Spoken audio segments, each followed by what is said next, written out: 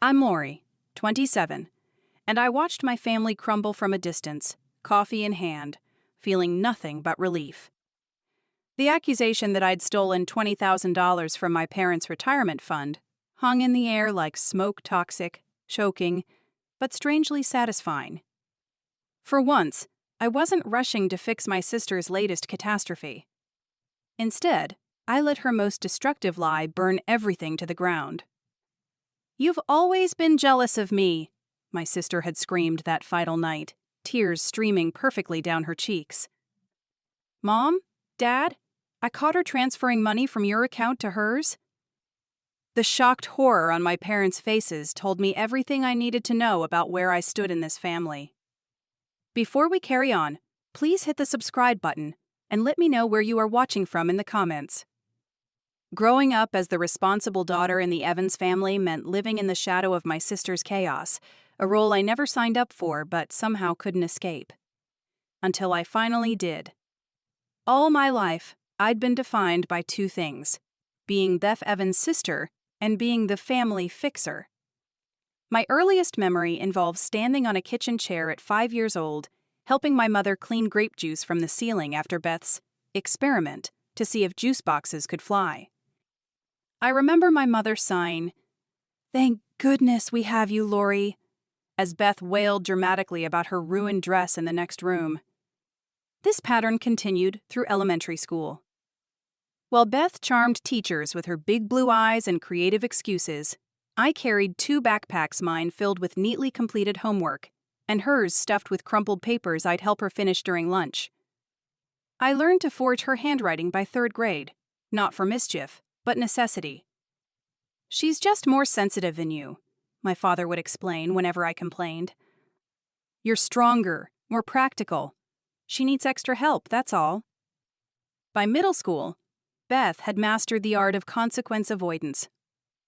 When she borrowed Mom's favorite necklace for a school dance and lost it, I spent my babysitting money to replace it before her mother noticed. When she started rumors about her math teacher that nearly cost the woman her job, I was the one who organized a student petition supporting the teacher and quietly explained to the principal what had really happened.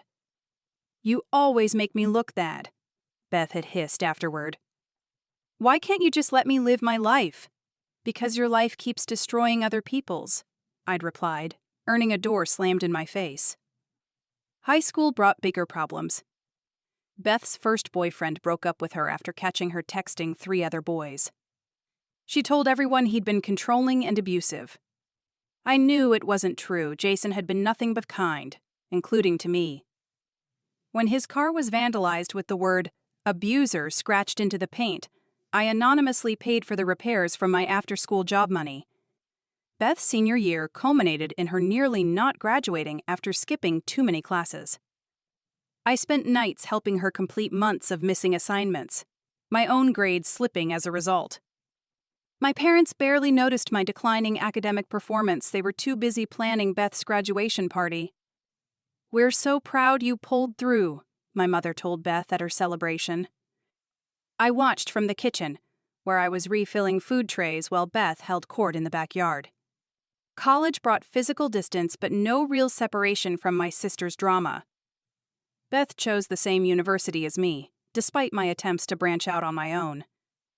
"It'll be more economical," my father had reasoned. "You can help her adjust to college life." Translation: continue being her unpaid tutor, alarm clock, and emotional support system. During our freshman year, Beth discovered parties and forgot about classes. I dragged her to morning lectures, created study guides she rarely used, and once took a quiz for her when she was too hungover to function. It was wrong. I knew that.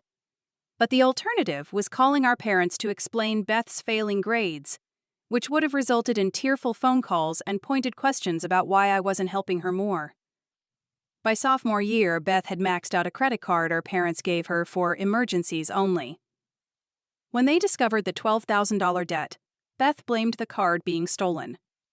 I knew about the shopping sprees, the expensive dinners she treated friends to, and the spring break trip she'd charged entirely on plastic. But I said nothing as my parents reported the fraud and absorbed the debt. The guilty look Beth shot me over dinner held not remorse, but warning. Stay quiet. Junior year, Beth moved into an apartment with friends, giving me my first taste of life without her shadow. I flourished, making genuine friends, joining study groups, and rediscovering my love for photography, a hobby I'd abandoned because Beth always needed something when I tried to go out shooting. My grades improved. I slept better. For the first time, I could actually hear myself think. Then came the phone call that shattered my brief peace. "Your sister's been evicted," my mother informed me, voice tight with anxiety. "Her roommates say she hasn't paid rent in months. They're keeping her deposit and she needs somewhere to stay. What about her share of the rent money you've been sending?" I asked, already knowing the answer. "She says there were other expenses. Books, lab fees." My mother's voice trailed off, unconvincing even to herself. That night, Beth arrived at my door with 3 suitcases and 0 apologies. She took over my roommate's bed, my roommate having graciously agreed to stay with her boyfriend temporarily, and proceeded to treat my apartment like her personal hotel. "You don't understand what it's like to struggle," Beth informed me as I cleaned her hair from the shower drain for the 3rd time that week.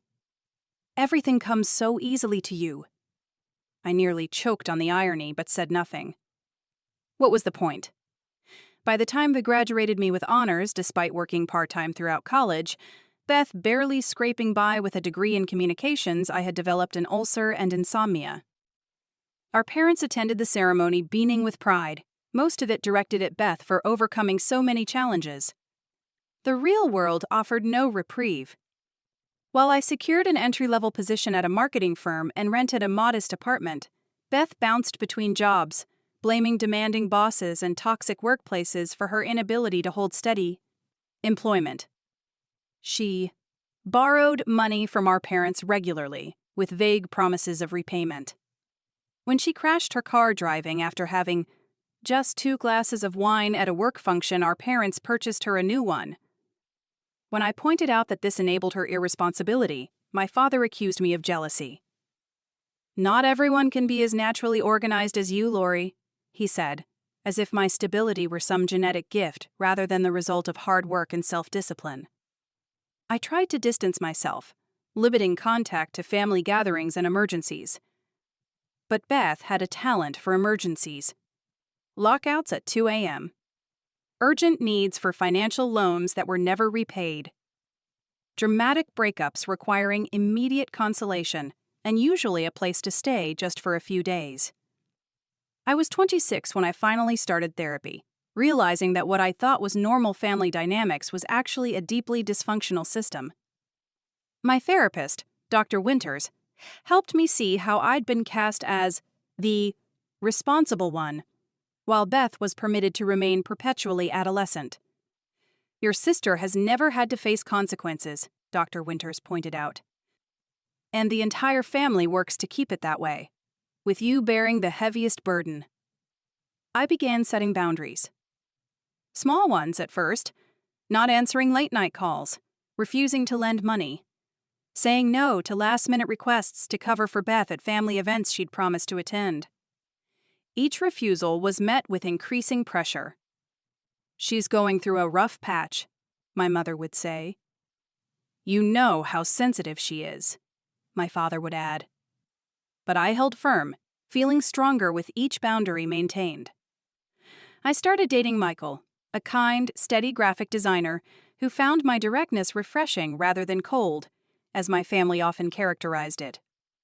For the first time, I glimpsed what a healthy relationship looked like, one built on mutual respect rather than emotional manipulation. Beth met Michael at a family dinner and immediately disliked him.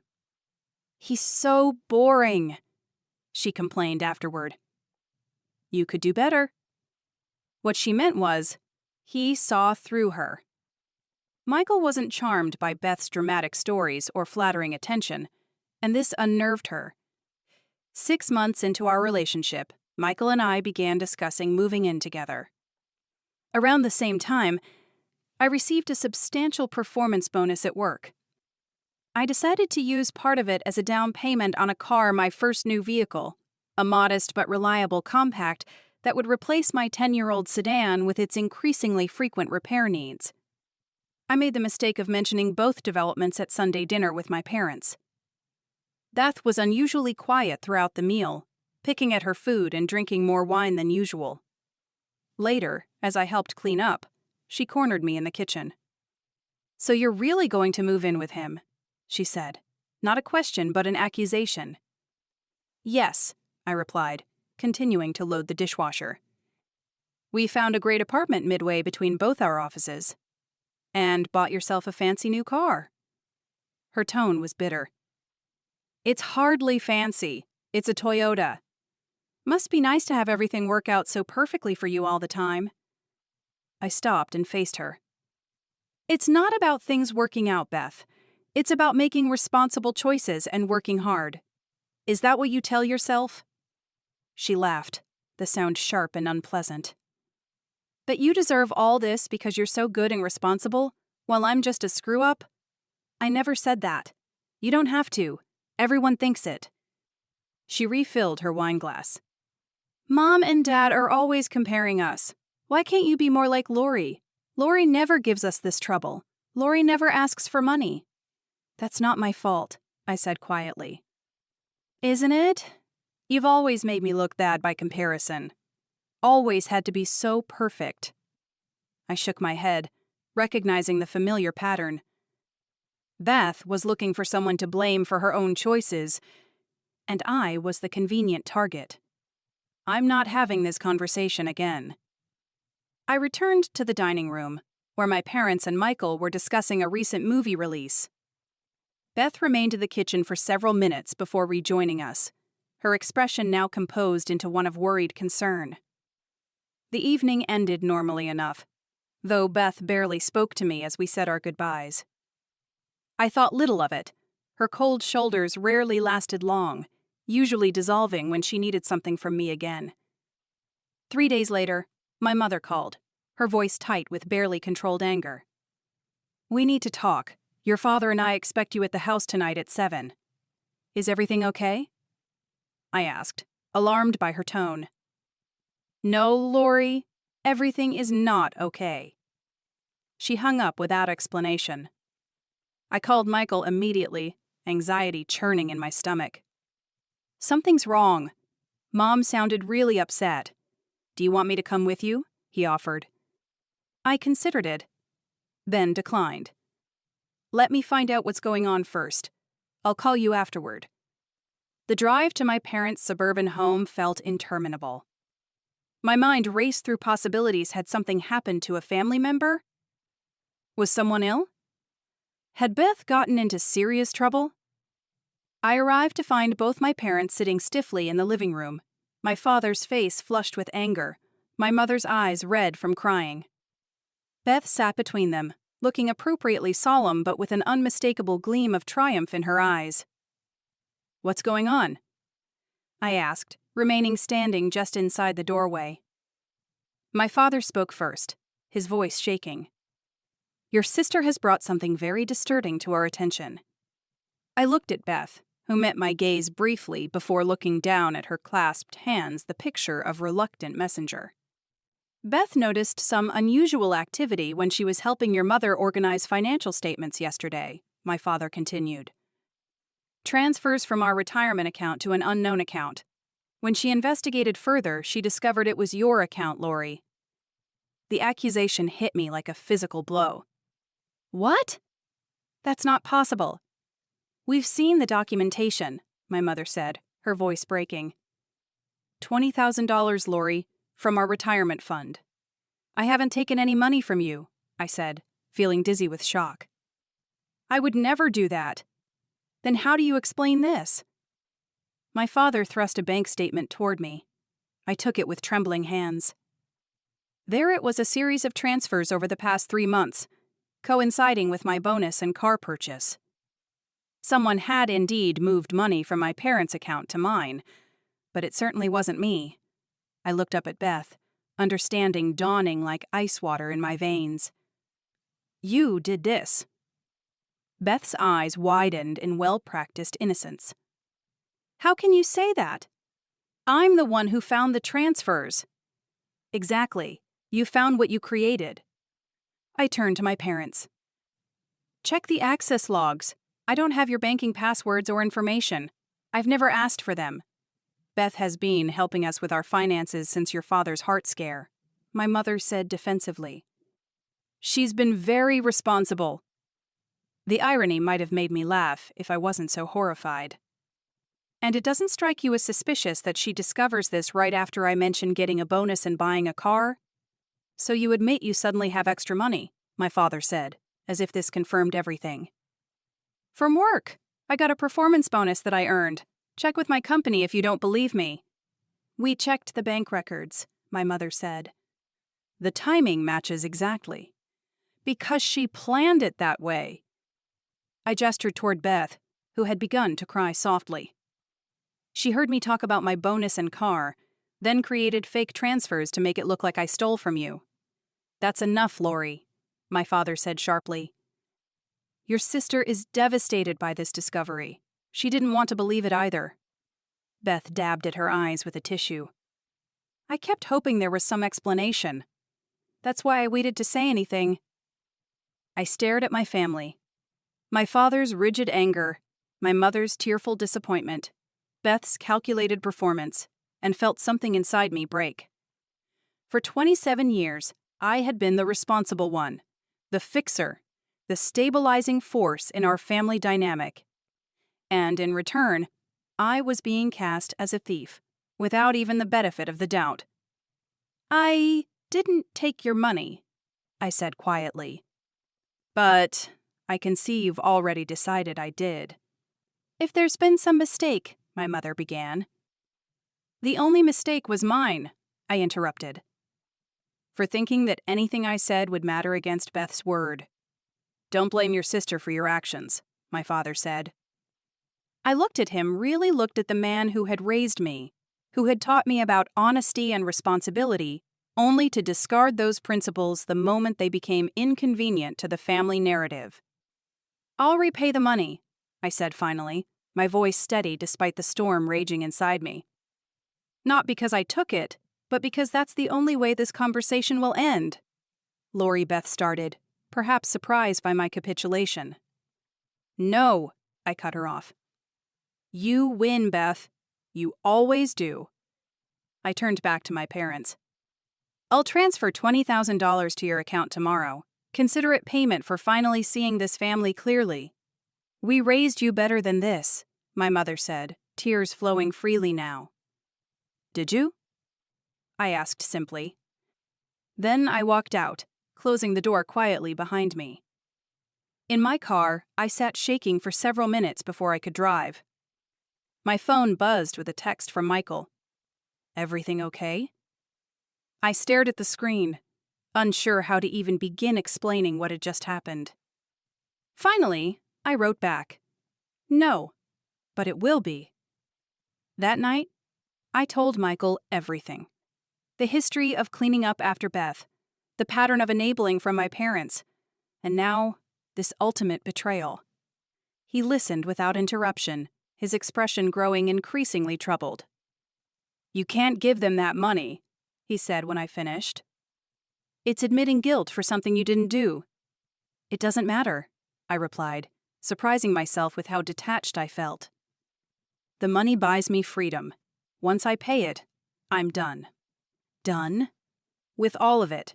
The cleaning up, the making excuses, the pretending this is normal. I took a deep breath. I'm going to cut contact with them. Michael looked concerned. That's a big step. Are you sure? For the first time in my life, I said, yes. The next morning, I transferred $20,000 to my parents' account, nearly emptying my savings, including my portion of the deposit for the apartment Michael and I had planned to rent. I included no message with the transfer. Then I did something entirely out of character. Nothing. I didn't call to explain myself further. I didn't try to gather evidence proving Beth had framed me. I didn't attempt to clear my name. I simply stopped engaging. My parents called repeatedly over the next few days. I let the calls go to voicemail. The messages evolved from angry demands for explanations to confused questions about my silence to concerned inquiries about my well-being. I listened to each one but didn't respond. Beth texted as if nothing had happened. "Hey, can you help me prep for this job interview on Thursday?" I blocked her number. A week after the confrontation, my mother showed up at my apartment. I watched through the peephole as she knocked, called my name, and eventually left a note before departing. The note reads simply, "Please call us. We need to talk about this as a family." I tore it up. Michael was supportive but concerned. "They're still your family," he pointed out gently. "Maybe with some time and distance." "They chose their truth," I said. "Now, they can live with it." My decision meant changes to our plans. Without my savings, we had to postpone moving in together. Michael understood, but I felt the first fracture in our relationship not from blame, but from the gravity of what I was undertaking. Cutting off family, even toxic family, is no small thing, and it cast a shadow over our otherwise happy partnership. At work, I threw myself into projects with renewed focus. My boss noticed, commenting on my increased productivity. "Whatever's lighting this fire, keep it burning," she said after I landed a significant new client. The truth was, anger and grief were excellent motivators. I worked longer hours, partly to avoid my empty apartment, partly to rebuild my savings. I also found myself revisiting photography, spending weekends exploring the city with my camera, capturing images that reflected my new perspective, stark urban landscapes, barriers and boundaries, solitary figures in vast spaces. A month passed with no contact from my family. Then, too, I began to sleep better, the constant knot of anxiety in my stomach slowly unraveling. I still thought about them daily, but the thoughts were less intrusive, less painful. Then came the first ripple from the stone Beth had cast. My cousin Emma called one evening. We'd been close as children, but had drifted apart in adulthood, connecting mainly at family gatherings. "Lori, I know we haven't talked in a while, but I need to ask you something." Her hesitant tone immediately put me on alert. "What's going on?" "Beth called me last week. She said she needed to borrow some money, just $2,000 until her next paycheck. She said she'd pay me back with interest." I closed my eyes, already seeing where this was heading. "And?" I lent it to her. But now she's not answering my calls, and when I mentioned it to Aunt Claire, she said Beth got fired from her job 3 weeks ago. She couldn't have a paycheck coming. I sighed. "I'm sorry, Emma. Beth lied to you." "I know that now," Emma said, frustration evident in her voice. "But here's the weird part. When I finally reached her, she said you had borrowed the money from her and disappeared with it, that you've been taking money from the whole family." Despite expecting something like this, the accusation still stung. "And you believed her?" A pause. "Not really. That's why I'm calling you directly. What's going on, Maury?" I considered my options. I could expose Beth's entire history of lies, including the latest one that had fractured our family. I could warn Emma about Beth's manipulations. But to what end? The pattern would continue, with me cast as either victim or vindictive sister. "Beth and I are having some issues," I said finally. "I haven't taken any money from her or anyone else. Beyond that, I'd rather not get involved." "So she lied about you owing her money," Emma concluded. "Yes. And I'm out $2,000. "Probably, yes. I'm sorry." Emma was quiet for a moment. "Your parents mentioned you haven't been speaking to them. They seemed really worried at the last family dinner. Did they mention why?" I asked, curious despite myself. "No. Just that there had been a misunderstanding and you weren't returning their calls." A misunderstanding. Such a sanitized term for what had happened. "It's more complicated than that," I said. "But I appreciate you calling me directly instead of just believing what Beth said." After we hung up, I sat with the new information. Beth was unemployed again, and apparently using my estrangement to craft a new narrative, one where I was the family thief, targeting relatives for cash. I could have called my parents to alert them, to try again to make them see Beth's pattern. Instead, I opened my laptop and booked a weekend photography workshop in a neighboring state. Distance, physical and emotional, felt like the only healthy response. The workshop proved therapeutic. For 2 days, I focused entirely on light, composition, and technique, my family drama temporarily suspended. I met other photographers, exchanged contact information, and felt the first stirrings of a new community forming around me. When I returned to my apartment Sunday evening, I had 3 voicemails, one from my mother, one from Michael, and one from an unknown number. I listened to Michael's first, smiling at his update about a challenging client and his hope that the workshop had gone well. My mother's message was less welcome. "Lori, I wish you would talk to us. Your father isn't well, his blood pressure is concerning the doctor. Please call back. We need to resolve this situation." The third message made my blood run cold. "Ms. Evans, this is Detective Garcia with the County Police Department. I'd like to speak with you regarding some financial documents submitted in your name. Please call me back at this number at your earliest convenience." I sat heavily on my couch, the implications hitting me like a physical blow. Had Beth escalated to filing a police report? Had my parents decided to pursue criminal charges? I called Michael immediately, my voice shaking as I relayed the detective's message. "Don't panic," he said firmly. "And don't call back until we get you a lawyer." Michael's college roommate had become an attorney, specializing in white-collar crime.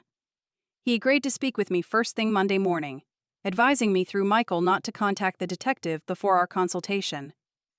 I barely slept that night, imagining worst-case scenarios: arrest, a public trial, my professional reputation destroyed. By morning, I felt hollowed out, running on adrenaline and fear.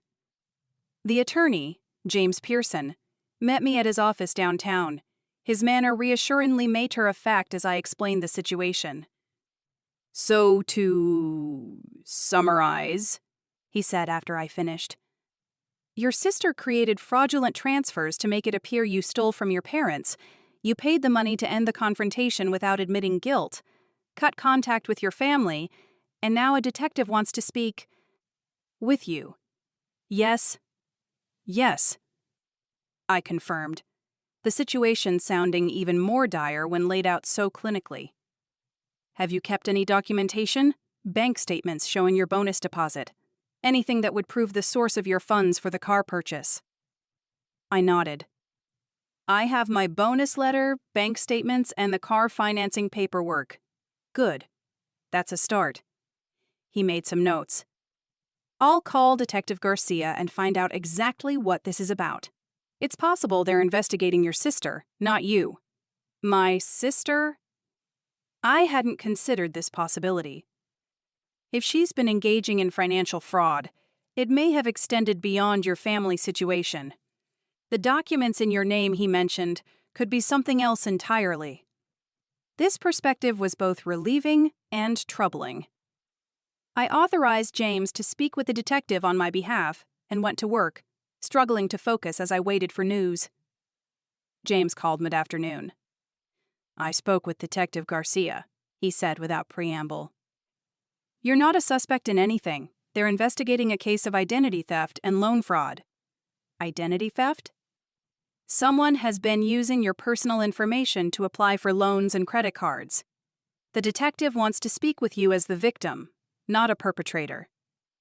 I closed my eyes, a wave of understanding washing over me. "Beth." He didn't confirm that, but reading between the lines, they have a suspect who is known to you. James paused.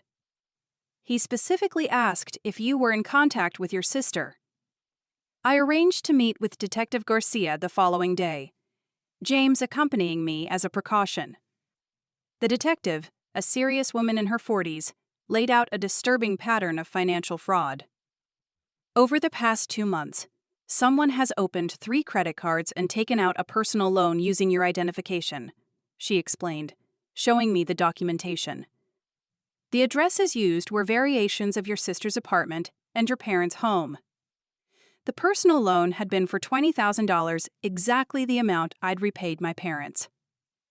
We believe your sister created the fraudulent transfers from your parents' account to yours, then took out this loan in your name to replace the money when they confronted you, Detective Garcia continued. The timing matches your repayment to your parents. The realization made me dizzy. So she framed me for stealing, then committed actual fraud to cover it up when I paid the money back? It appears so. She's also opened credit cards in your name and made significant purchases. How did you catch this? I asked. One of the credit card companies flagged unusual activity and contacted you or who they thought was you to verify. The person couldn't answer the security questions correctly, which triggered an investigation. In the following days, I filed identity theft reports, placed freezes on my credit, and provided statements about Beth's previous pattern of behavior. James advised me to contact my parents, both to inform them of the investigation and to protect them from potential financial exploitation. I resisted initially. They chose to believe her over me without evidence. Let them learn the truth the hard way. Consider this, James countered. If your sister realizes the authorities are closing in, she might target your parents next if she hasn't already. They're vulnerable, especially if your father's health is compromised. His argument made reluctant sense. I composed a brief, factual email to my parents, copying James. I've recently learned I'm the victim of identity theft and fraud. Detective Garcia of the county police is investigating. She may contact you as part of this investigation. I believe Beth is responsible and may have also committed fraud against you beyond the false transfers she created to frame me. I suggest you check your accounts and credit reports immediately. This is the only communication I wish to have on this matter. I didn't expect a response, but my father called within an hour of sending the email. I let it go to voicemail. Lori, his voice sounded older, strained. We need to talk. There have been irregularities in our accounts. Your mother is very upset. Please call us back. I didn't. 3 days later, my mother tried. Lori, please. We don't know what to believe anymore. Beth is saying terrible things about you to anyone who will listen, but then we found credit card statements. Please, call us. We need your help. The irony was almost too much to bear. Once again, they expected me to clean up Beth's mess. Once again, they needed the responsible daughter to fix things. I forwarded the voicemails to James without responding to my parents. He suggested again that I consider speaking with them, if only to gather information that might help the investigation. They made their choice, I said firmly. Now they can deal with the consequences. The investigation proceeded without my direct involvement with my family. Detective Garcia kept me updated as they built a case against Beth, who apparently had expanded her fraud to include our cousin Emma and 2 other relatives, as well as former roommates and even an ex-boyfriend. She's not very sophisticated in her methods, the detective explained during one of our check-ins. But she's been surprisingly effective by targeting people who trust her and using emotional manipulation. Delay discovery. 4 months after that fateful family dinner, Beth was arrested for multiple counts of fraud, identity theft, and financial exploitation. The news reached me through Emma, who called to apologize for ever doubting. May. Your parents are devastated, she added. Aunt Claire says they've barely left the house since it happened. I felt a twinge of something. Not quite sympathy, not quite satisfaction. Perhaps just the dull recognition of inevitability. How much did she take from them? I asked, my first direct question about my parents' welfare. I don't know exactly, but they're talking about having to sell the house. This information should have affected me more than it did. The house I'd grown up in, the setting for both happy memories and painful ones, potentially lost because of Beth's actions. Yet I felt oddly detached, as if hearing about strangers. "I'm sorry to hear that," I said, and meant it, but from a distance. My life had continued its forward momentum during the months of investigation.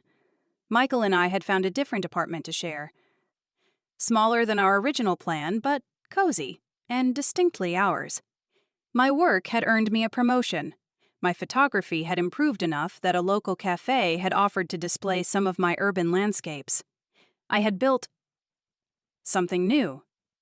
Something untainted by the dysfunctional patterns of my family. Something entirely mine.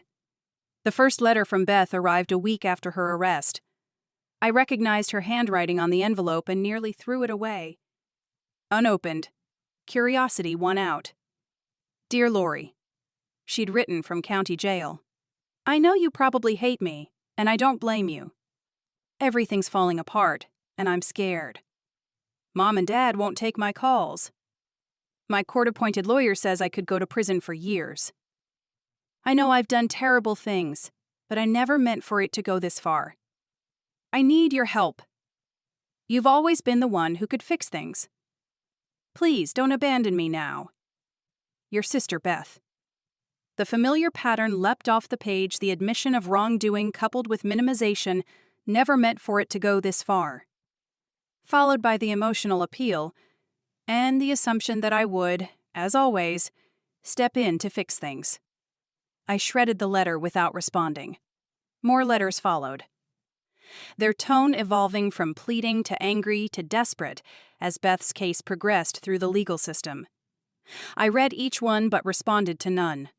6 months after Beth's arrest, as her trial date approached, my parents finally came to my apartment. I wasn't home, fortunately or unfortunately, but they left a thick envelope with my neighbor. Inside was a formal letter of apology, signed by both of them, acknowledging their role in enabling Beth's behavior throughout our lives and their failure to believe me when I needed their trust most. Accompanying the letter were bank statements showing the original fraudulent transfers Beth had created, documentation of additional fraud she'd committed against them, and a cashier's check for $20,000 repayment of the money I'd transferred to make the situation go away. At the bottom of the letter, my mother had added a handwritten note. "We understand if you can't forgive us. We haven't forgiven ourselves. But we want you to know that we're sorry, and we're finally facing the truth about Beth, and about how we failed you. If you ever want to talk, our door is open." I sat with the letter for a long time, feelings I'd suppressed for months rising to the surface. Anger, grief, a thin thread of something that might, eventually, become forgiveness, not now, but someday. Perhaps. I deposited the check, I kept the letter, but I didn't call. Beth's trial was brief, the evidence overwhelming. She pleaded guilty to reduced charges in exchange for a shorter sentence, 4 years. With possibility of parole after 2. I learned this from news reports, not from any family communication. On the day of her sentencing, I received a text from an unknown number. "Ah? She's gone. The house is quiet. We miss you. Dad." I didn't respond. But I saved the message. Life settled into new patterns. Michael and I got engaged a year after moving in together. I invited none of my family to our small celebration dinner with friends. My photography evolved from stark urban landscapes to more complex compositions, still focused on boundaries and isolation. But now, incorporating elements of connection and light breaking through barriers. 18 months after Beth's sentencing, I received a letter from a rehabilitation center where she'd been transferred as part of her pre-release program. It was different from her earlier communications. Less manipulative, more reflective. "I've been doing intensive therapy here," she wrote. "For the first time, I'm facing who I really am and what I've done, not just the fraud, but the lifetime of lies and manipulation. I understand now how much damage I caused you and why you walked away. I don't expect your forgiveness. I'm writing because my therapist suggested I take responsibility directly to those I've hurt most. You're at the top of that list, Lori. I'm sorry for everything. I won't contact you again unless you want me to. I shot the letter to my own therapist, Dr. Winters, with whom I still had occasional sessions. Do you believe her? She asked. I don't know, I admitted. Part of me wants to, but I've been fooled by her performances before. What would it mean for you if it were genuine? Dr. Winters asked. I considered this. Validation, I suppose. That I wasn't wrong about what happened all those years. That I wasn't crazy or overreacting when I walked away. And would you want to reconnect if her change is real? This question was harder. I don't know. So much damage has been done. Take your time with it, Dr. Winters advised. There's no deadline for healing. I didn't respond to Beth's letter, but I didn't throw it away either. It sat in my desk drawer, a question without an immediate answer. 2 years after Beth's arrest. Michael and I married in a garden ceremony with friends and his family in attendance. The morning of the wedding, I received a text from my mother. Thinking of you today. I hope it's everything you've dreamed of. Love always. I stared at the message, unexpected tears blurring my vision. Michael found me sitting on the edge of the bed, phone in hand. You okay? He asked gently. I showed him the text. I didn't tell them about the wedding. Emma might have, he suggested. Michael had met my cousin at a photography exhibition where she'd approached me, tentative but determined to maintain our connection despite family complications. Probably. I agreed. After a moment's hesitation, I typed back, "Thank you." Just 2 words, but they represented the first direct communication I'd had with my mother in over 2 years. It wasn't forgiveness, wasn't reconciliation, but it was something in acknowledgement. A tiny crack in the wall I'd built. My photography career had begun to gain traction alongside my marketing work. A series I'd created called Boundaries had been featured in a local arts magazine, leading to a small exhibition at a downtown gallery. On opening night, as Michael and I greeted guests and discussed the images, I looked up to see my parents standing uncertainly at the entrance. They had aged visibly. My father thinner, more stooped, my mother's hair now completely gray. They made depths. No move to approach. Simply standing there, taking in the moment from a distance. I excused myself from the conversation I'd been having and walked slowly toward them, heart pounding. The gallery seemed to stretch endlessly. The few meters between us expanding like a universe.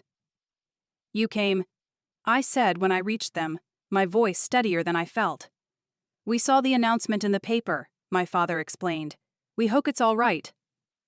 It's a public event, I said, neither welcoming nor rejecting.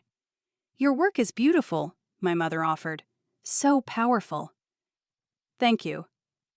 An awkward silence fell.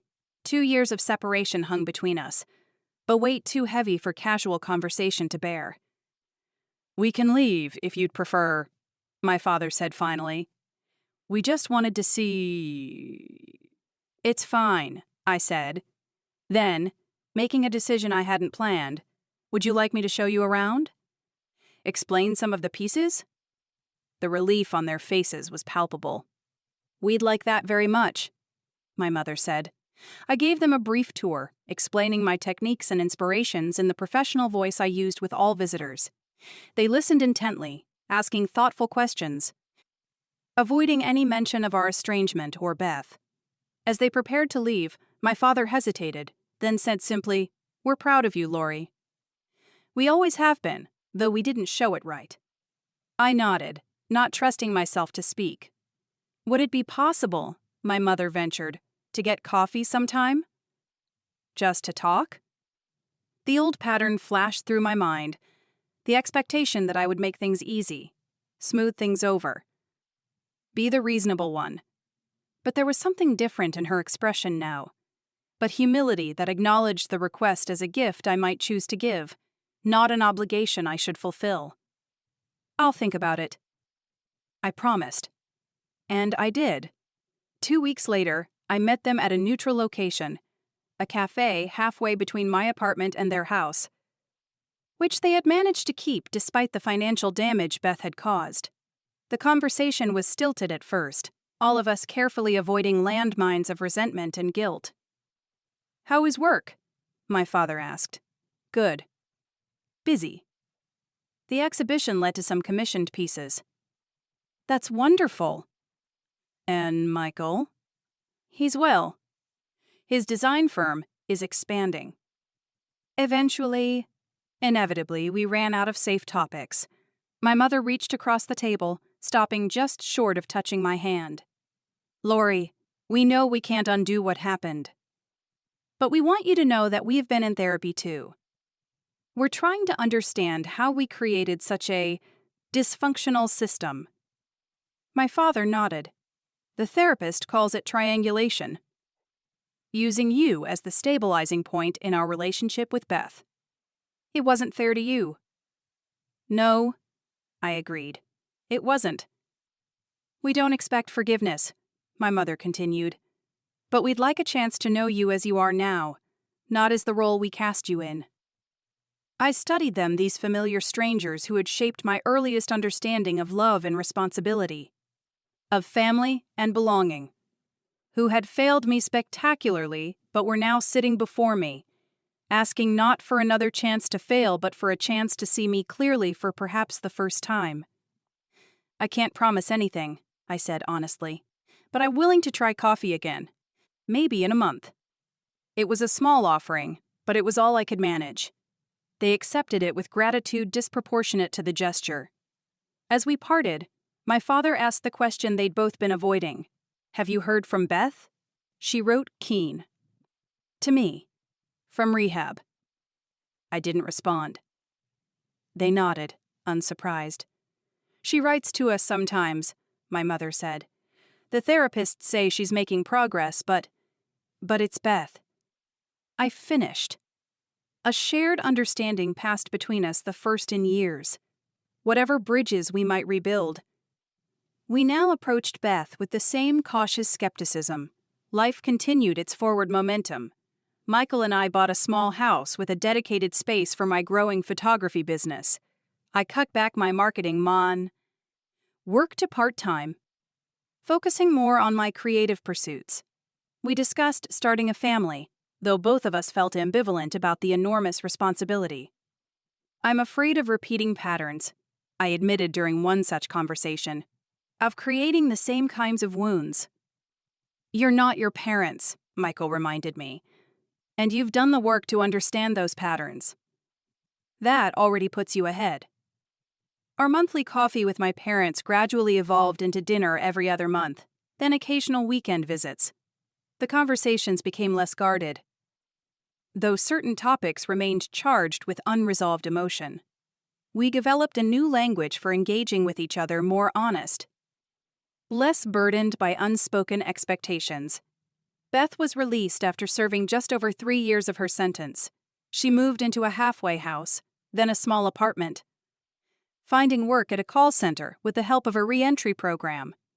She continued to write occasional letters to me, to our parents, to others she had harmed, but made no demands for reconciliation or support. "She seems different," my mother ventured during one of our dinners, nearly 4 years after the original confrontation. "More grounded somehow." "Maybe," I said noncommittally. "Time will tell." "She's asked about you," my father added. "If you're happy, how your photography is going. She saw the piece about your exhibition in the local paper." I nodded but offered no opening for further discussion. My boundaries around Beth remained firm. The one area where I felt no ambivalence. No pull toward reconciliation. Another year passed. Michael and I welcomed our daughter, naming her Claire after his grandmother. Parenthood brought its own challenges and joys. Nights of exhaustion and moments of transcendent connection. My parents embraced their role as grandparents with a care and thoughtfulness that sometimes surprised me, always checking before visiting, respecting our parenting choices. Treating our family unit as sovereign rather than an extension of their own. One autumn afternoon, as I was packing up after a photo shoot at a local park, someone called my name. I turned to see Beth standing a few yards away.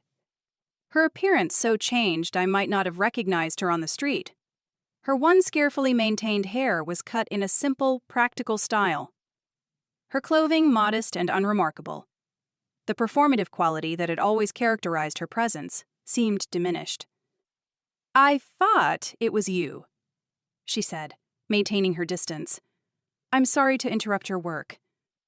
"It's fine," I replied, my pulse quickening despite my outward calm. "I was just finishing." "You look well," she offered. "I've seen your photography in magazines. It's really impressive." "Thank you." An awkward silence fell between us. In the past, Beth would have filled it with animated chatter, dramatic stories, emotional appeals. Now she simply stood, hands in her pockets, waiting. "I'm in therapy 3 times a week," she said finally. "Have been since before release. It's helping me understand a lot of things about myself. Why I did what I did. The person I was." I nodded, unsure how to respond. "I don't expect you to ever trust me again," Beth continued, "or even to want me in your life. I just wanted to say, face to face, that I'm sorry. For everything. The fraud, the lies, but mostly for being the kind of sister who would do that to you. Who would take advantage of your loyalty for so many years?" Her words seemed genuine, her eyes clear and direct rather than manipulatively tearful. Still, I had been fooled before. "Thank you for saying that," I said carefully. "Mom mentioned you have a daughter now," Beth said. "I'm all, happy for you. I bet you're an amazing mother." The compliment felt different from her past flattery, simpler, without the subtle hook of expectation. "I'm trying to be," I acknowledged. "Well, I won't keep you," Beth said, stepping back slightly. What? I saw you and thought I should say hello. And sorry." As she turned to leave, I found myself saying, "Wait." She paused, expression cautiously hopeful. "Would you like to get coffee sometime?" I offered, surprising myself. "Just to talk." Beth's face registered shock, then careful restraint. "I'd like that." "If you're sure."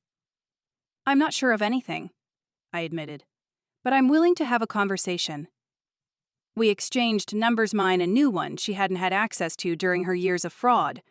As she walked away, I felt neither the vindication I might have expected, nor the anxiety that had characterized so many of our past interactions. Just a quiet curiosity about who this person, my sister, but seemingly transformed, might now be. The coffee meeting happened a week later, in a public place with clear boundaries, 1 hour, no discussion of money, no requests for help or favors.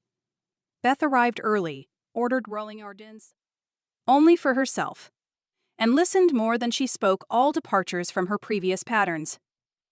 "I've been diagnosed properly now," she explained when I asked about her therapy. "Borderline personality disorder with narcissistic features. It doesn't excuse anything I did, but it helps me understand the emptiness I was always trying to fill, the desperate need for attention and validation."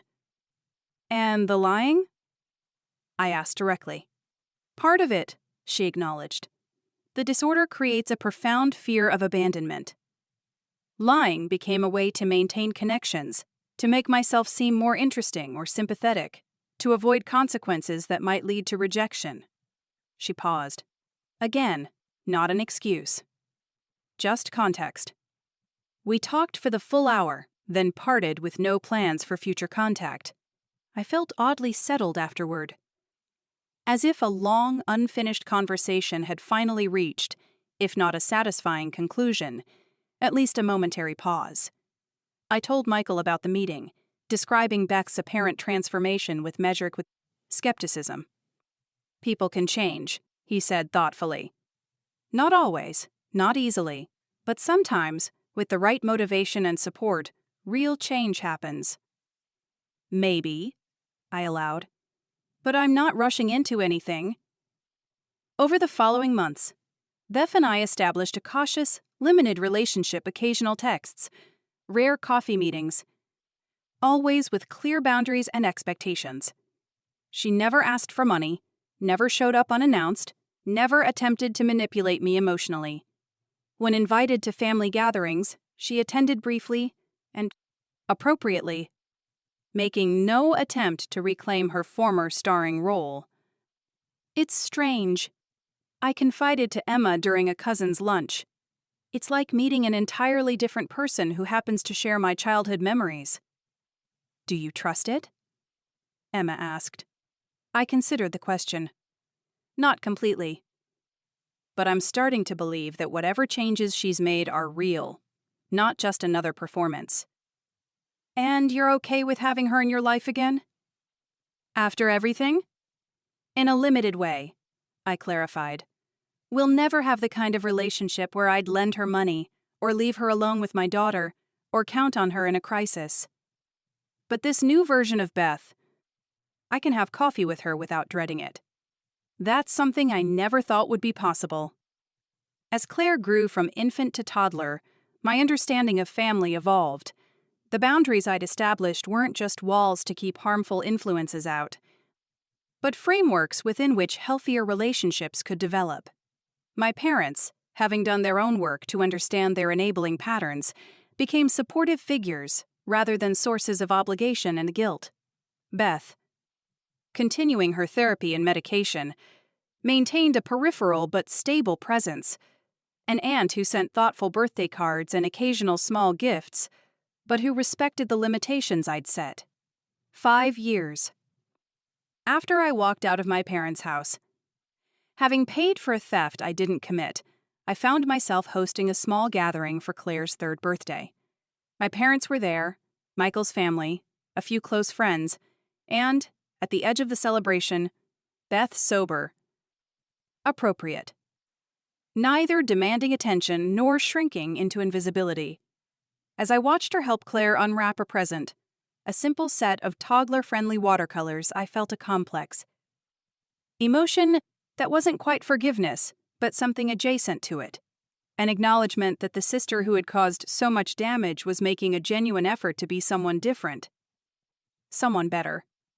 Later, as guests were leaving, Beth approached me in the kitchen. "Thank you for including me today," she said quietly. "I know it's not a given, and I appreciate it." I nodded, loading dishes into the dishwasher. "Claire enjoys having you here." "I've been thinking a lot about what I missed," Beth said. "By always needing to be the center of attention, by manipulating instead of connecting honestly. I miss the chance to really know you, to be a real sister." I paused in my task, considering her words. "We can't change the past," I said finally. "But we're both still here. That's something." Beth smiled slightly. "It's everything, actually." As she left, I found myself reflecting on the long, painful journey that had brought us to this point. The day I'd chosen not to clean up her mess, not to explain or defend or fix, but simply to walk away, that had been the first step toward real change, not just for me, but for my entire family system. The lie that destroyed our family had also, paradoxically, created space for something healthier to grow in its place.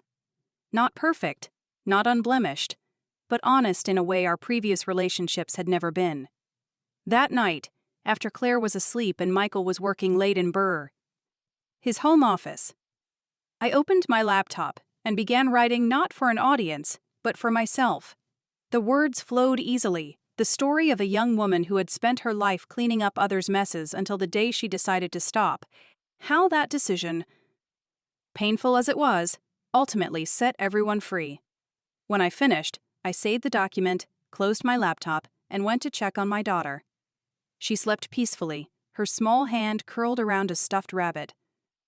Her face relaxed in complete trust.